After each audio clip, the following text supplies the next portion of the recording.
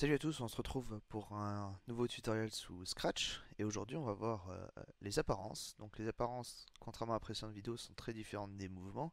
Ça va vraiment nous permettre d'interagir avec notre lutin actuel. Et, euh, et voilà, donc vous allez voir, vous avez pas mal de fonctionnalités qui sont mises à votre disposition et on va voir ça tout de suite. Alors, on va commencer avec le premier bloc qui est dire quelque chose pendant X temps. Ici c'est hello pendant 2 secondes, donc par défaut on a ceci. Et quand on le lance, on a notre personnage qui dit hello, voilà, pendant 2 secondes. Et pendant que ceci s'effectue, vous voyez que notre bloc est surligné de jaune. Donc c'est-à-dire qu'il y a une interaction qui est faite dans notre programme. Et tant qu'il y a une interaction, eh bien l'endroit de cette interaction est cerclé de jaune. Et quand elle s'arrête, ça veut dire qu'il ne se place plus rien dans cet ensemble de blocs. Elle s'arrête, elle n'est plus jaune. Là, ceci c'est dire hello pendant 2 secondes. Et comme pour les blocs avec des paramètres, on peut les modifier. Par exemple, je vais dire bonjour pendant 3 secondes. Voilà, je lance. Ça va être jaune pendant 3 secondes. En même temps, ça dit bonjour sur notre scène à l'endroit où il y a notre costume. Et si je déplace mon costume ici, vous voyez que le bonjour suit mon costume. Voilà. Un petit peu différemment, un petit peu différent, dire quelque chose sans mettre le temps, ça correspond à dire constamment quelque chose au costume courant. Cependant, pour effacer ce hello, on doit arrêter notre programme. Ça pourra vous servir si vous voulez afficher quelque chose pendant tout le temps. On verra aussi comment on peut l'enlever. Il y a des petites autres manières qui sont...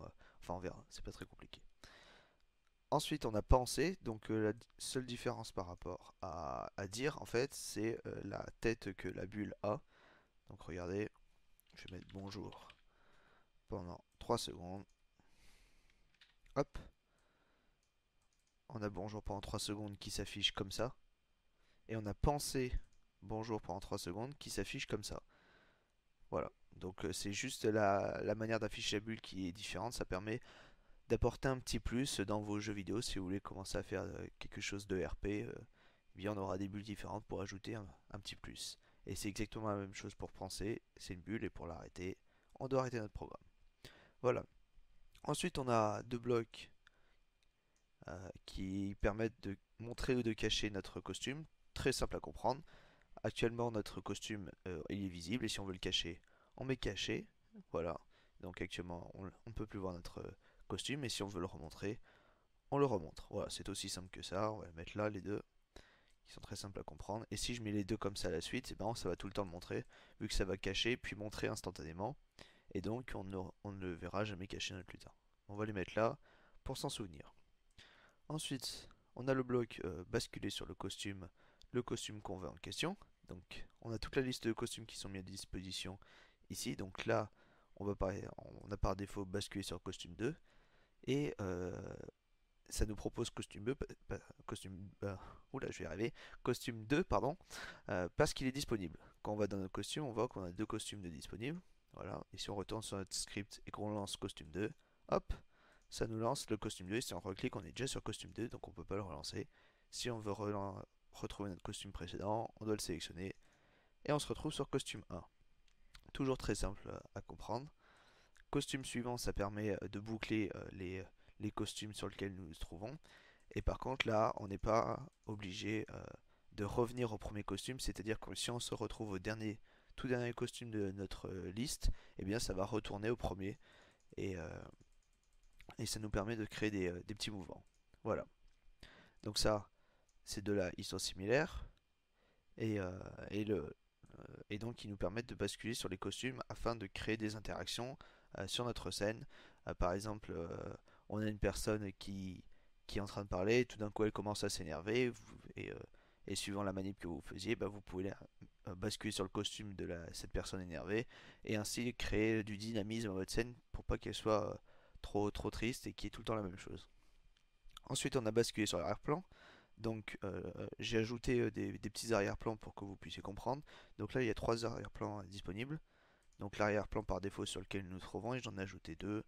Voilà, on a Blue Sky et on a cet arrière-plan. Voilà, donc j'en ai ajouté deux au hasard. Ça vous permet, voilà aussi toujours de créer du dynamisme dans votre scène. Et ainsi, par exemple, mettons qu'on est sur un jeu vidéo, qu'on est dans une maison, on a le fond de la maison, on sort par une porte et la porte active un autre arrière-plan et on se trouve à l'extérieur de la maison. Et tous ces arrière-plans, on les a enregistrés ici. Voilà. Donc j'ai mes 3 arrière-plans qui sont ici. Voilà, on va retourner sur notre lutin. Donc ça concerne les arrière-plans. Vous voyez, c'est pas très très compliqué. Ici, on a des effets. Les effets, c'est extrêmement intéressant. Ça va vous permettre de modifier. Alors, par contre, hop, ça sera plus simple, plus visible. Ça va vous permettre de modifier votre lutin, modifier son aspect. Et vous avez beaucoup d'aspects différents. Donc, regardez. On a l'aspect couleur, œil de poisson, tourné, pixelisé, mosaïque, luminosité, fantôme. Alors, je vais vous en présenter que 2 ou 3, histoire que vous découvrez aussi par vous-même tous les effets de ces costumes. On va par exemple aller sur ajouter de l'effet, couleur, et vous voyez que j'ai modifié la couleur de mon chat, et si je clique, mon chat change de couleur. Voilà, mais je peux aussi choisir de le modifier différemment. Mince, je mets exactement la même valeur, ça n'a pas beaucoup d'intérêt. 50, et voilà. Donc là, je modifie la couleur de mon chat à chaque fois que je clique. Mais c'est pas le seul effet qu'il existe sur nos costumes.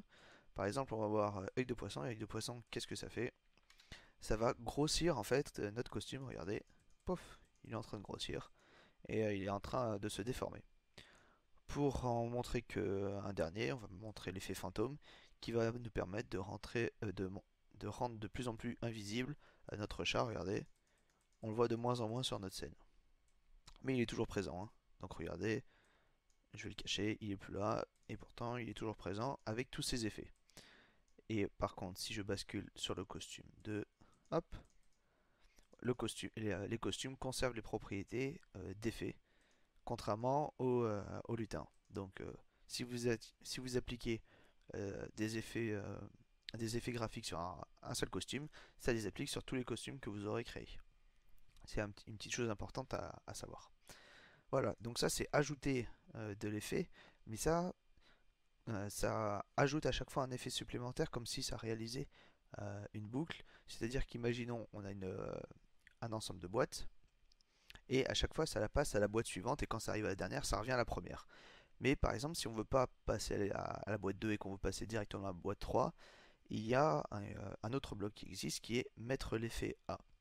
Ça nous permet alors ça va réinitialiser la couleur, ça nous permet de choisir spécifique à quel effet spécifique on veut. Par exemple la couleur, je veux pas je veux spécifiquement la couleur 10, voilà, et ça va mettre mon lutin à 10. Mais par exemple si je veux maintenant mettre 5, voilà, j'ai pas besoin de faire tout le tour et de réincrémenter de 5. Voilà, je suis à 5, je suis à 50, je suis à 69, hop, 69, voilà. Donc ça permet de choisir spécifiquement l'effet graphique et ça marche exactement de la même manière pour tous les autres effets graphiques que je vous ai présentés précédemment. Voilà, on va mettre l'effet fantôme à 0 et notre costume n'est plus un fantôme. Un autre bloc extrêmement intéressant, parce que là vous avez vu, j'ai dû modifier la couleur, puis modifier le fantôme, hop, et enfin je dois encore modifier l'œil de poisson si je veux revenir à l'état initial de mon costume. Donc là regardez, on va un peu le modifier, hop, on va modifier notre costume, on va modifier la couleur, et on va modifier l'œil, et là ça serait un peu long de réinitialiser tous les effets, ça me prendrait un peu de temps, ça servirait à rien, ça alourdirait mon script, et c'est pas très intéressant, et c'est pour ça qu'il existe ce bloc là qui permet d'annuler tous les effets graphiques, et si je clique dessus, pof, mon, euh, mon costume revient à son état initial, ce qui permet de nous faire un gain de temps et un gain de code conséquent. Voilà, donc ça c'est ces 3 blocs-là. On a ensuite le bloc taille qui permet de grossir notre lutin. Donc là regardez, hop, si plus je clique et plus ça va le grossir. Alors regardez, ça c'est pas un effet graphique, c'est vraiment un effet taille. Et donc si je veux annuler les effets graphiques, je ne peux pas. Donc tant que j'ajoute, mon chat va grossir. Comment on va faire pour rapetisser mon chat? Eh bien on a juste à mettre à 100% de la taille initiale, donc c'est le bloc suivant. Toc, mais si je veux le grossir de 10 fois sa taille, hop, je mets 1000%, Et si je veux le mettre 10 fois plus petit que ce qu'il est à la base, je mets 10%, mais là on voit plus grand chose, donc c'est pas très intéressant. Alors faites attention au pourcentage, hein, c'est pas, on ne dit pas de mettre la taille par exemple à 4,7 et 3,3, c'est par rapport à la taille initiale. Donc là on a la taille initiale par défaut. Ça permet d'éviter de faire des bêtises et ça permet de faciliter un peu la manière de manipuler vos costumes. Voilà. Ensuite on a les plans. Donc les plans dont on a parlé un petit peu plus tôt. Ah non, pardon, c'est pas les arrière-plans, là c'est vraiment les plans. Alors pour manipuler ceci, on va créer un nouveau lutin. Donc on va pas s'embêter, regardez, on va aller sur un nouveau lutin. On va ajouter une balle. Et on ajoute une balle. Et regardez, si je mets la balle au-dessus du chat, voilà, la balle se retrouve au-dessus du chat. Et, euh, et moi ce que je veux c'est que la balle soit devant le chat. Donc qu'est-ce qu'on va faire? Eh bien on va dire que le lutin qui se trouve ici, on veut le ramener tout devant la scène pour qu'il soit devant la balle. Et pour cela, j'ai un bloc qui existe, allez au premier plan. Et voilà.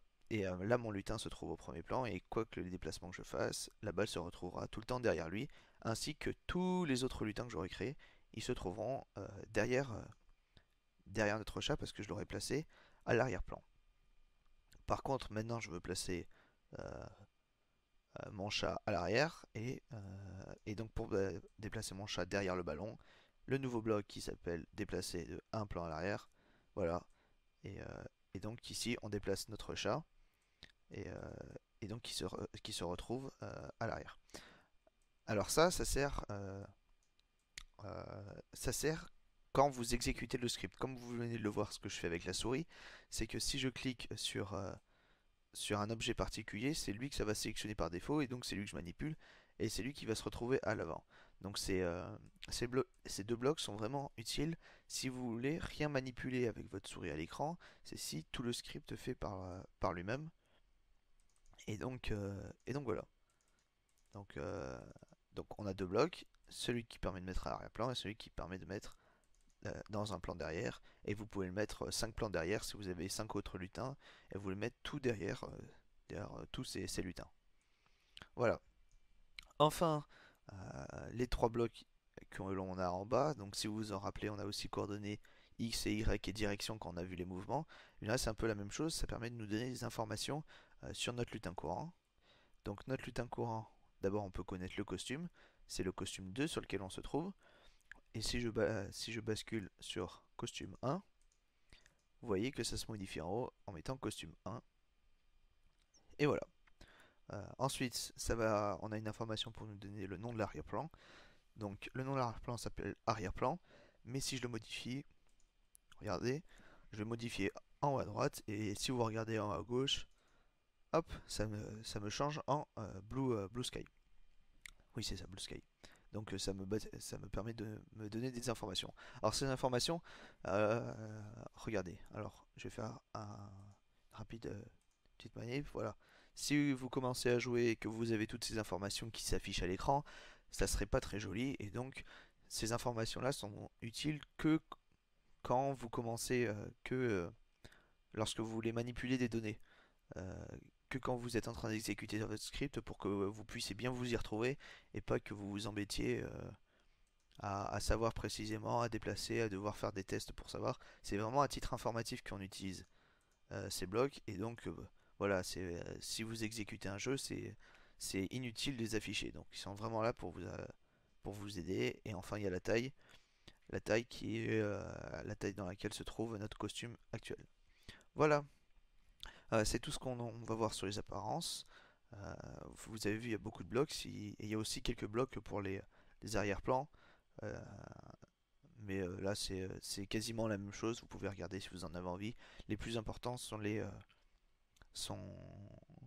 sont les blocs. Hop, on va remettre ça. Sont les blocs qui concernent notre costume actuel. Voilà, comment on le manipule, comment on doit le manipuler, comment on peut changer sa couleur, comment on peut changer sa forme. Alors comme je vous l'ai dit, intéressez-vous un peu aux effets. Je vous ai pas tout montré, je vous ai pas montré tournoyer, pixeliser, mosaïque et luminosité, mais ils sont tous très intéressants si vous voulez commencer à faire de l'interaction, à faire quelque chose d'un peu plus joli euh, à votre, euh, à votre costume. Voilà, c'est tout ce qu'on va voir sur sur l'apparence. Donc, hop. Voilà. Donc c'est tout ce qu'on va voir. Dans la prochaine vidéo, bon, on va passer au bloc suivant qui sont donc les sons. Pour les sons, vous inquiétez pas, j'ai bien baissé déjà. J'ai bien baissé le son que vous entendrez parce que j'ai vu que sur les 3 premières vidéos on entend beaucoup trop, ça tape un peu trop fort et donc là on va vraiment beaucoup le baisser, histoire qu'on l'entende de loin, enfin pas trop loin mais qu'on l'entende quand même, histoire de pouvoir bien le manipuler mais pas que ça vous casse les oreilles, que vous entendiez plus ma voix. Euh, voilà, c'est tout. Donc pour cela vous avez juste à cliquer sur le lien qui se trouve juste au-dessus. Si vous avez des questions sur les apparences, s'il y a des petits points qui sont encore un peu flous, vous n'hésitez pas à me le poser dans les commentaires juste en dessous. Et voilà, donc si vous avez aimé la vidéo, n'hésitez pas à laisser un petit like. Et sinon, on se retrouve pour la prochaine. Au revoir.